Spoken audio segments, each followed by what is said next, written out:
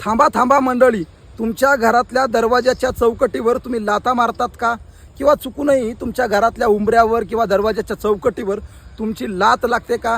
तर मंडळी खबरदार, तुमच्या जर चौकटीला तुमची लात लागली तर तुमच्या जीवनामध्ये काय परिणाम होतात, आणि जर चौकटीची लात तुम्ही त्या ठिकाणी मारत असाल, चौकटीला लात मारत असाल, तर नेमके तुमच्या जीवनात काय परिणाम होतात हेच मी या व्हिडिओच्या माध्यमातून सांगणार आहे. व्हिडिओ पूर्ण पहा आणि चॅनलला सबस्क्राईब नक्की करा.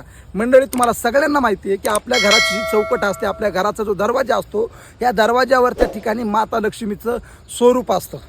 तुम्हाला माहिती आहे, भगवान नरसिंह परमात्मा या नरसिंहाने ज्यावेळेस भक्त प्रल्हादासाठी अवतार घेतला होता, त्यावेळेस हिरण्यकशिपूला मारण्यासाठी नरसिंह भगवान दरवाजाच्या चौकटीवर बसले होते आणि चौकटीवर बसून त्याने नरसिंहानं त्या ठिकाणी हिरण्यकशिपूला मारलं होतं. तर मंडळी, नरसिंहाची बसण्याची जागा कोणती आहे? तर आपल्या घरातल्या दरवाजाची चौकट.